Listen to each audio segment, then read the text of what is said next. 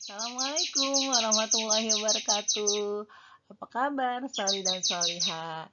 Bu Guru harap kalian dalam keadaan sehat dan tetap semangat belajar dari rumah. Alhamdulillah, hari ini kita bertemu lagi dalam pembelajaran tematik muatan PPKN. Sebelum kita memulai pelajaran, marilah kita membaca doa terlebih dahulu. أعوذ بالله من الشيطان الرجيم بسم الله الرحمن الرحيم ربي زدني علما وارزقني فهما واجعلني من الصالحين Amin. Semoga kita diberi kemudahan dalam memahami pelajaran yang akan kita pelajari. Hari ini kita akan mempelajari tentang makna hubungan simbol dengan sila Pancasila. Yang akan kita pelajari adalah sila pertama, kedua, dan ketiga.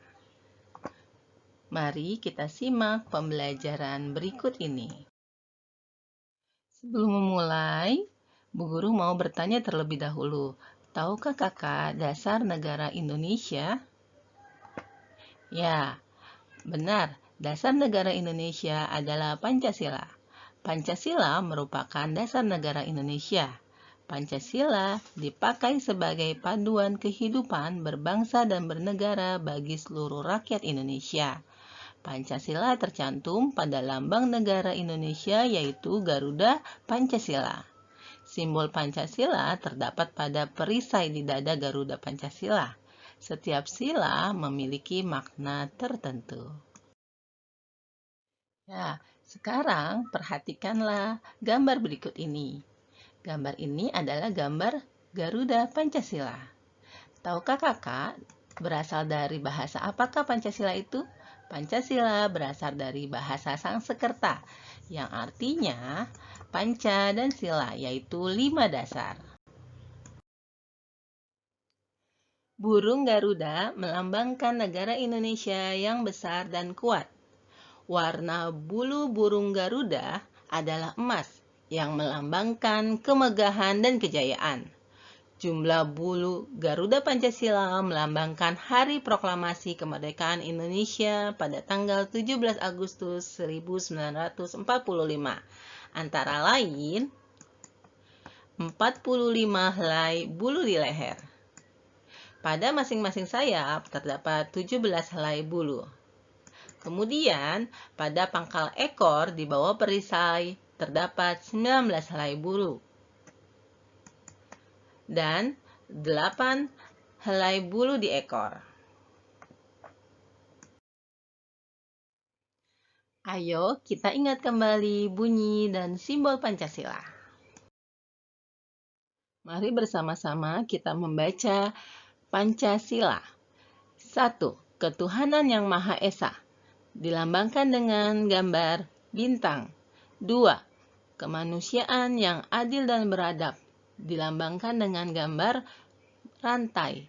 3. Persatuan Indonesia. Dilambangkan dengan gambar pohon beringin. 4. Kerakyatan yang dipimpin oleh hikmah kebijaksanaan dalam permusyawaratan perwakilan. Dilambangkan oleh kepala banteng. 5. Keadilan sosial bagi seluruh rakyat Indonesia, dilambangkan oleh gambar padi dan kapas. Kelima sila Pancasila memiliki urutan yang sudah ditentukan. Urutan ini tidak dapat ditukar atau dihilangkan. Kita harus mengikuti urutan tersebut karena memiliki makna tersendiri yang berhubungan dengan perilaku kita dalam kehidupan sehari-hari. Misalnya, makna yang terkandung dalam sila pertama. Selanjutnya, kita akan mempelajari sila ke-1 Pancasila. Sila ke-1 Pancasila dilambangkan dengan bintang bersudut 5. Bintang merupakan lambang penerangan dan pemberi petunjuk. Makna penerangan atau petunjuk tersebut adalah agama yang datang dari Tuhan. Nah, bangsa Indonesia sendiri menerima petunjuk Tuhan sebagai tuntunan hidup. Sedangkan warna hitam merupakan simbol dari alam semesta yang diciptakan oleh Allah untuk manusia. Sila pertama ini menuntun bangsa Indonesia untuk berperilaku baik dan benar. Bila terbiasa berperilaku baik dan benar, maka dengan mudah kita dapat menjalankan sila yang lain.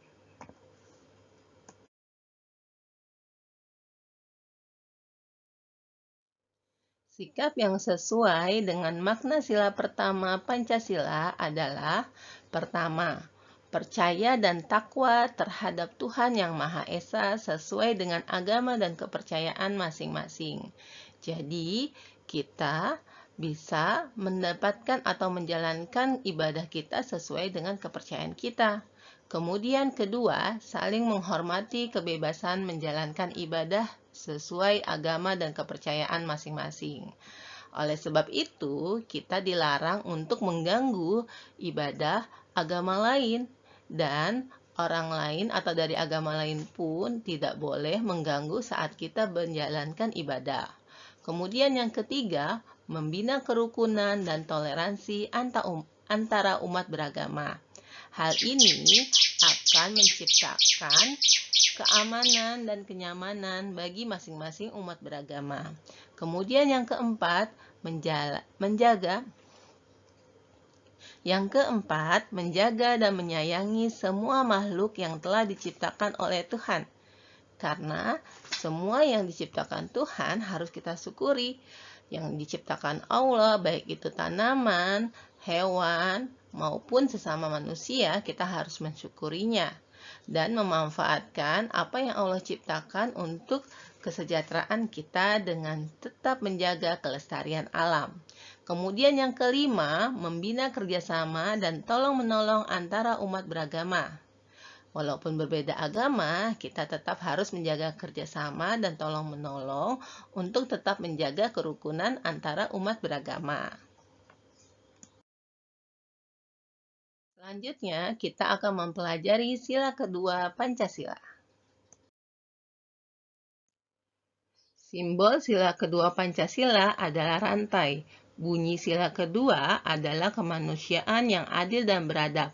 Coba kalian perhatikan gambar rantai di samping ini. Mata rantai ternyata berbentuk persegi dan lingkaran. Mata rantai berbentuk persegi atau segi empat melambangkan laki-laki, dan mata rantai berbentuk lingkaran melambangkan perempuan. Mata rantai yang saling berkaitan melambangkan hubungan manusia satu dengan yang lainnya perlu bersatu dan saling membantu sehingga menjadi kuat seperti rantai. Ya, pada sila ini, sila kedua yang berbunyi kemanusiaan yang adil dan beradab memiliki makna kita sebagai manusia pada hakikatnya sama. Manusia yang adil dan beradab maksudnya adalah kita sebagai manusia merupakan makhluk ciptaan Tuhan yang memiliki derajat paling tinggi. Karena itu, kita harus mewujudkannya melalui sikap yang adil dan beradab, seperti menghargai, menghormati, dan mencintai satu sama lain. Ada kata adil dalam sila kedua Pancasila. Yang dimaksud adil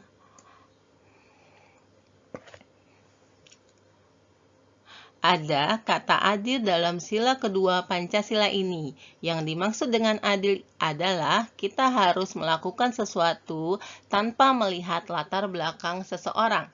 Seperti yang kalian ketahui, bahwa Indonesia adalah negeri kepulauan yang memiliki berbagai macam suku, budaya, dan agama. Karena itu, kita harus saling menghargai tanpa melihat latar belakang seperti suku, budaya, agama, dan status dalam masyarakat. Adil juga berlaku dalam nilai-nilai dan hukum yang berlaku.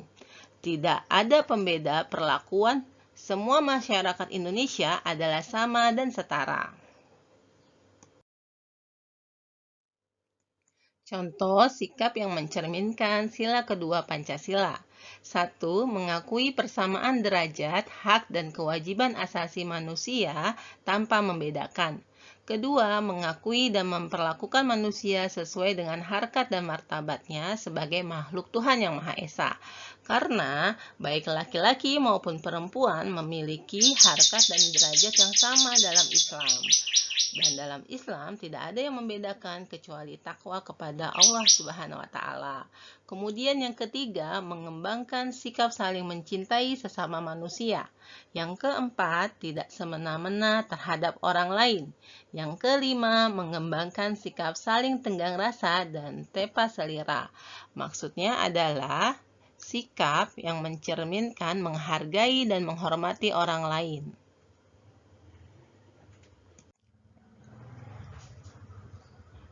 Tenggang rasa merupakan sikap hidup dalam ucapan, perbuatan, dan tingkah laku yang mencerminkan sikap menghargai dan menghormati orang lain. Kemampuan untuk bergaul dengan siapa saja, di mana saja, kapan saja, dan dapat merasakan atau menjaga perasaan orang lain sehingga orang lain tidak merasa tersinggung. Nah, sikap ini dapat menjaga suasana di sekitar kita menjadi harmonis, rukun, dan seimbang. Selanjutnya, kita akan mempelajari sila ketiga Pancasila. Ya, sila ketiga dilambangkan dengan pohon beringin. Pohon beringin merupakan pohon yang besar dan memiliki sulur dan akar yang menjalar kemana-mana. Pohon beringin merupakan simbol untuk negara Indonesia. Pohon beringin digunakan karena merupakan pohon yang besar di mana banyak orang bisa berteduh. Sehingga ini diibaratkan sebagai semua rakyat Indonesia yang dapat berteduh di bawah naungan negara Republik Indonesia. Sulur dan akarnya menjadi simbol keragaman bangsa. Meskipun berbeda-beda, tetapi tetap satu jua. Ya, sila ketiga memiliki makna bahwa kita sebagai warga negara Indonesia wajib untuk bersatu membangun negeri ini dan tidak mudah tercerai-berai karena berbagai hasutan. Nilai-nilai yang mencerminkan sila ketiga Pancasila yaitu pertama, bangga dan cinta terhadap tanah air dan bangsa. Kita harus bangga dengan menggunakan produk bangsa sendiri. Kita bangga menggunakan bahasa Indonesia dan kita bangga untuk mempromosikan kebudayaan kita. Kemudian yang kedua adalah rela berkorban demi kepentingan bangsa dan negara. Saat bangsa membutuhkan pengorbanan kita, kita harus rela berkorban. Kemudian yang ketiga, mengembangkan sikap saling menghargai untuk menjaga persatuan. Yang keempat, menjunjung nilai persatuan dan kesatuan atas dasar Bhinneka Tunggal Ika.